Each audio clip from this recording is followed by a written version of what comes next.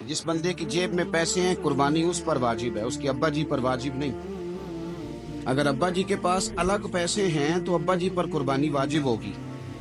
हाँ, अगर आपकी जेब इजाजत देती है तो आप 3 कुर्बानियां खरीदें या बड़े जानवर में 3 हिस्से डालें।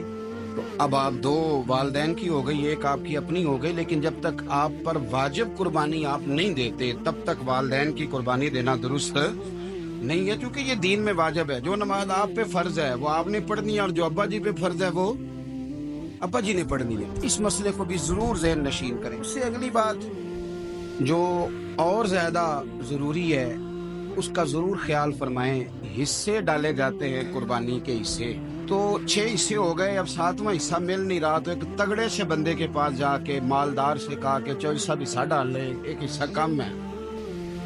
चौधरी साहब कहने लगे कि मैंने तो पहले भी 4 बकरे लिए हुए हैं, तो चलो अगर तुम कहते हो तो चलो बड़ा गोश्त आ जाएगा, तिक्के ही बना लेंगे, चलो बड़ा गोश्त भी 10 किलो आ जाएगा तो कबाब के लिए रख लेंगे, चलो रख लो हिस्सा।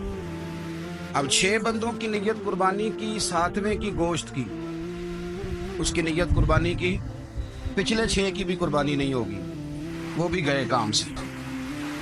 आप इस बात को समझें कि कुर्बानी का मतलब यह है कि खालिस अल्लाह की रज़ा के लिए मखसूस वक्त में मखसूस जानवर ज़िबा करना।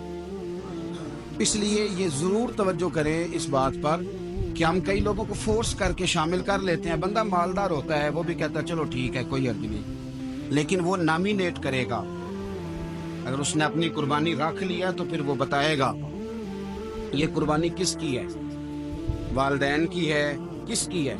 तो कुर्बानी इस तरतीब से करें कि उसके सारे मसाइल से आगाही हासिल करें। एक है कुर्बानी करना और फिर एक है कुर्बानी के गोश्त को तकसीम करना।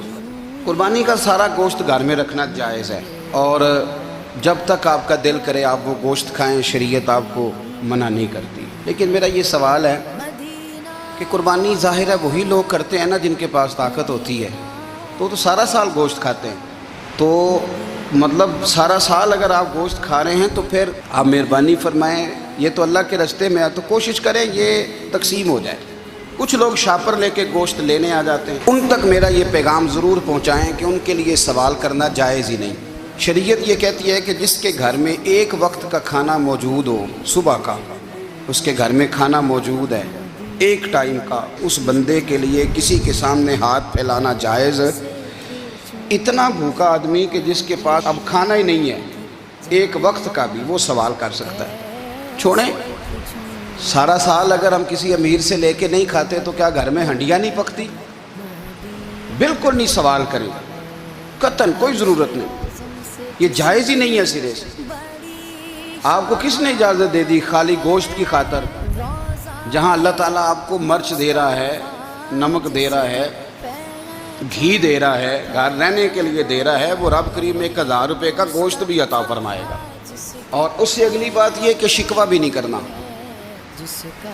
कि फलाने ने इतनी कुर्बानियाँ की थी तो पता नहीं कहाँ ले गया है। उसने की थी ना, पैसे किसके थे, ज़िबा किसने किया, तो आप जिम्मेदार हैं कि वो किधर लेके गया है। ये बहस करने की भी इजाज़त दीन हमें नहीं देता, तनकीद की भी इजाज़त दीन हमें।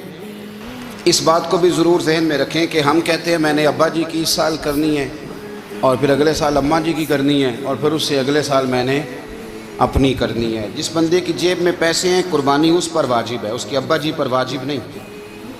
अगर अब्बा जी के पास अलग पैसे हैं तो अब्बा जी पर कुर्बानी वाजिब होगी। हाँ, अगर आपकी जेब इजाज़त देती है तो आप 3 कुर्बानियाँ खरीदें या बड़े जानवर में 3 हिस्से डालें।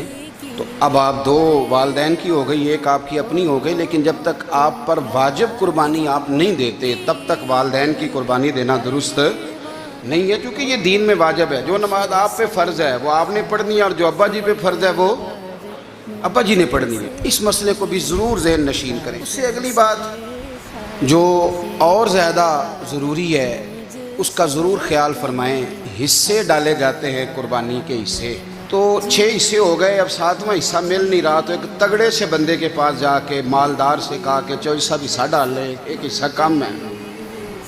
चौधरी साहब कहने लगे कि मैंने तो पहले भी 4 बकरे लिए हुए हैं, تو چلو اگر تم کہتے ہو تو چلو بڑا گوشت آ جائے گا، ٹکے ہی بنا لیں گے، چلو بڑا گوشت بھی 10 کلو آ جائے گا تو کباب کے لیے رکھ لیں گے، چلو رکھ لو حصہ۔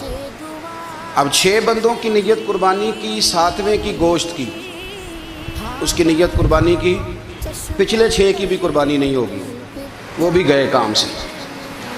آپ اس بات کو سمجھیں کہ قربانی کا مطلب یہ ہے کہ خالص اللہ کی رضا کے لیے مخصوص وقت میں مخصوص جانور ذبح کرنا۔ اس لیے یہ ضرور توجہ کریں اس بات پر کہ ہم کئی لوگوں کو فورس کر کے شامل کر لیتے ہیں، بندہ مالدار ہوتا ہے وہ بھی کہتا ہے چلو ٹھیک ہے کوئی حرج نہیں، لیکن وہ نامینیٹ کرے گا۔ اگر اس نے اپنی قربانی رکھ لیا تو پھر وہ بتائے گا یہ قربانی کس کی ہے، والدین کی ہے، کس کی ہے۔ تو قربانی اس ترتیب سے کریں کہ اس کے سارے مسائل سے آگاہی حاصل کریں۔